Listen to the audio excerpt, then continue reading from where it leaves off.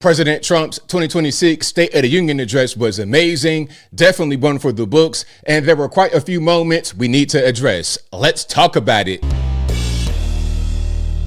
How's everybody doing? My name is Anthony Brian Logan, and today we got to talk about President Trump's 2026 State of the Union address. Now, as I said from the beginning, this was a great speech, definitely one for the books, and it was a pretty long speech at 1 hour and 48 minutes. That's a lot of time, but it didn't feel like it was that long. When you're sitting down watching it, the time just zipped on by because it was a very well written speech and well executed. There were quite a few pauses for effect and applause. There were quite a few people that were brought out. They brought out Kirk, the USA hockey team that won the gold medal, a World War II hero, the hero from the Venezuela Maduro strike. There were quite a few moments like that. And he was speaking about things that made sense. You're talking about the economy, peace through strength, getting rid of waste, fraud, and abuse, the Somali pirates remark. There were quite a few moments. There were quite a few people who were brought out that made this speech zip right along. But also there were some moments that were not as good as others. Now, before I go any further, let's get straight to the not so good moment right here from Congressman Al Green. As you can see right over there on the right-hand side, he has a sign that says black people aren't apes. Now, this is in the very beginning as everybody was coming out. I'm going to play this without sound so you can see what's happening here. But this is in the very beginning. You see shaking hands, greeting everybody. And right after this, Al Green was removed for causing a ruckus at the actual speech. Now, that's one moment. Let's get to some more here.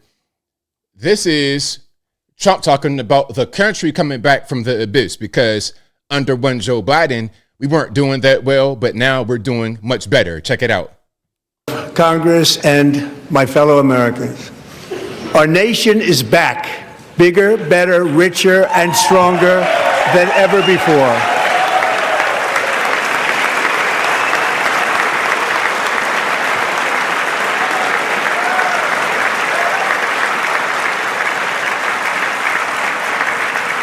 Less than 5 months from now, our country will celebrate an epic milestone in American history, the 250th anniversary of our glorious American independence.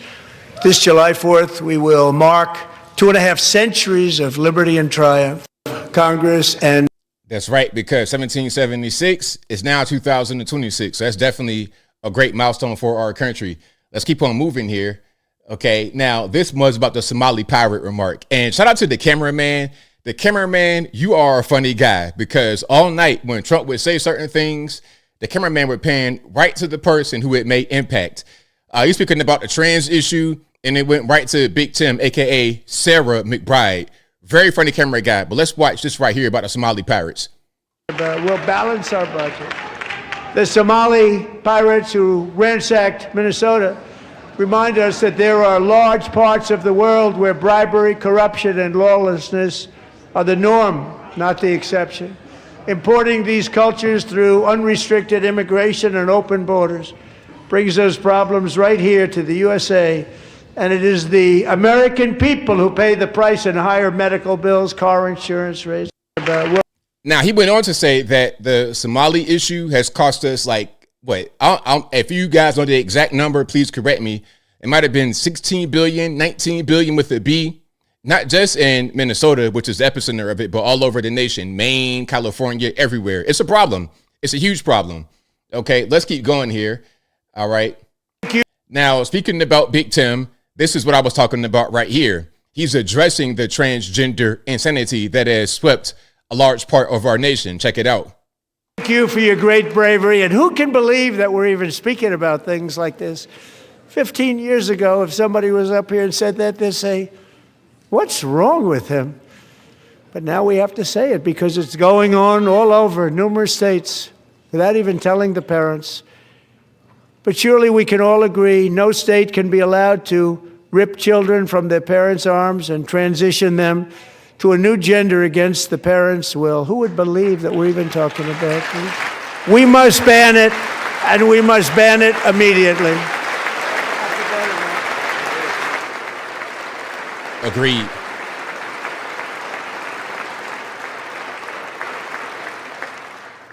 Look, nobody stands up. These people are crazy. I'm telling you, they're crazy. Thank you for your great break. A great moment. Now, in this clip, it didn't go to Sarah McBride, aka Tim, but in the live stream, like if you look at the whole thing, they most certainly did. Okay. Now, this was a great clip about insider trading, which is a thing that happens all over Washington, D.C., especially in the government. People know what laws are going to pass. They know what the rules of these laws are. They have unfair inside information, and they're able to make a lot of money on that, millions of dollars on that. Check it out. Stock market. Let's also ensure that members of Congress cannot corruptly profit from using insider information.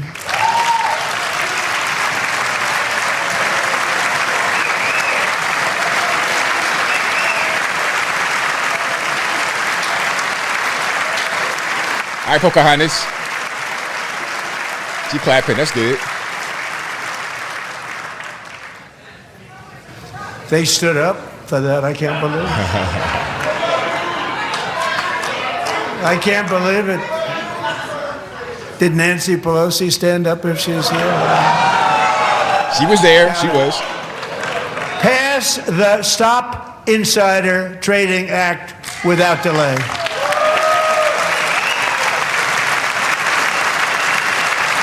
Now, here's where they brought out Erica Kirk. Now, a lot of you guys might have an opinion about Erica, whatever, but she was brought out, of course, to honor Charlie. And RIP to my friend who I knew personally, Charlie Kirk. RIP to my friend Charlie. So last year, Charlie was violently murdered by an assassin and martyred, really martyred for his beliefs. His wonderful wife, Erica, is with us tonight. Erica, please stand.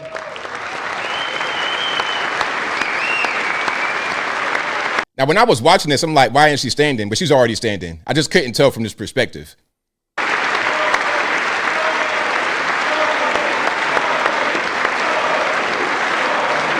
In Charlie's memory, we must all come together to reaffirm that America is one nation under God, and we must totally reject political violence of any kind.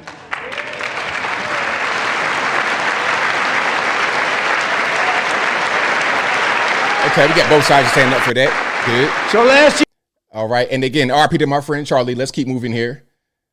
Now, here's what I brought up: the USA hockey team that won the Olympic gold medal. Our country is winning again. In fact, we're winning so much that we really don't know what to do about it. People are asking me, please, please, please, Mr. President, we're winning too much. We can't take it anymore. We're not used to winning in our country. Until you came along, we're just always losing, but now we're winning too much. And I say, no, no, no, you're going to win again. You're going to win big. You're going to win bigger than ever. And to prove that point, here with us tonight is a group of winners who just made the entire nation proud. The men's gold medal Olympic hockey team. Come on in. Hey, loving Trump's energy, loving the shouting, I'm with it.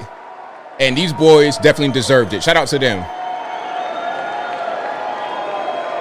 Hey, they were fantastic. I love their energy, their patriotism. Happy to be there. I loved it. Look at these guys.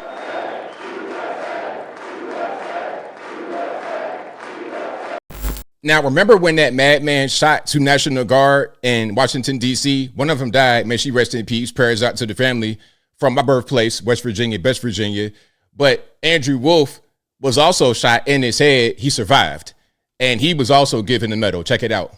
The award created by our late, great President George Washington himself. It's called the Purple Heart.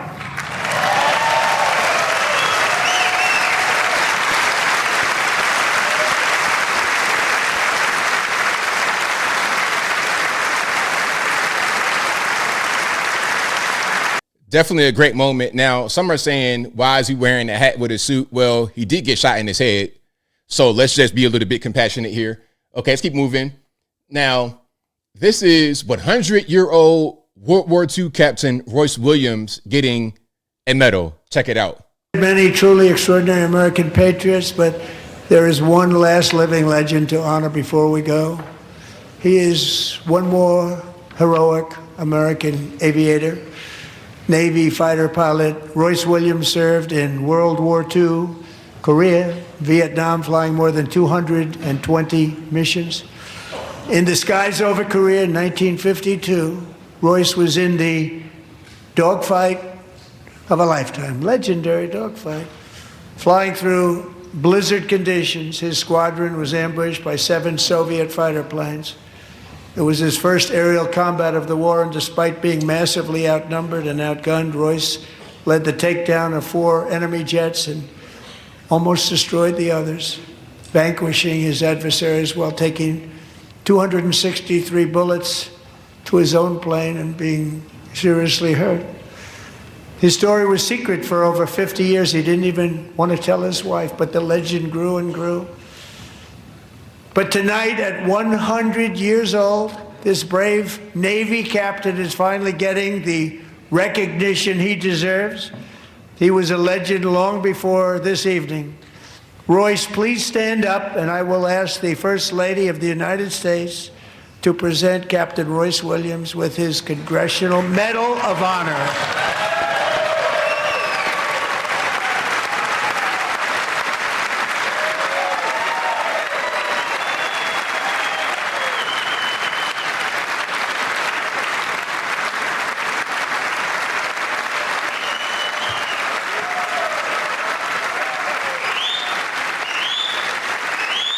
This was a fantastic moment. This picture right here, hey, put it on the frame, put it on your wall. It looks great to be 100. And you know what? That's goals, okay? I got a long way to go, sir, but that's goals right there. So shout out to him, a real American patriot getting what he deserves at 100 years old. Now, here is the closer at, again, 1 hour and 48 minutes, the longest one ever. There was a rebuttal from Abigail Spanberger, the Democrat governor of Virginia, but we won't get into that in this video. Let's watch this closer from Trump. And our future will be bigger, better, brighter, bolder, and more glorious than ever before. Thank you, God bless you, and God bless America.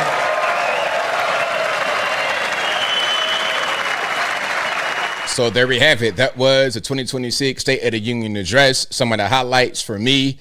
There was, of course, a lot more.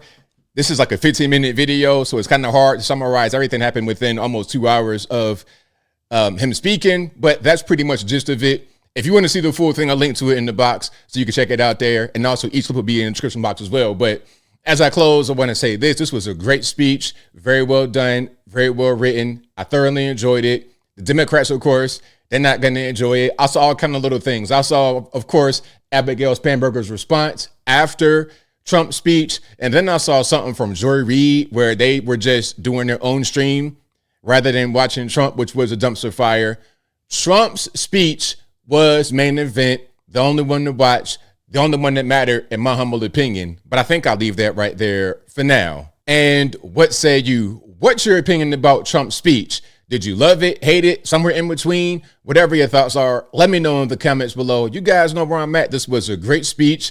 I like it. I love it. Want more of it? Shout out to Tim McGraw. And hopefully we're going to get more of this, but not just the speeches, but also the action that is being spoken about in the speeches for these last couple of years of Trump's presidency. And after that with maybe Marco Rubio, JD Vance, who knows? But whatever your thoughts are, please let me know in the comments below. And that's all I got to say for this video.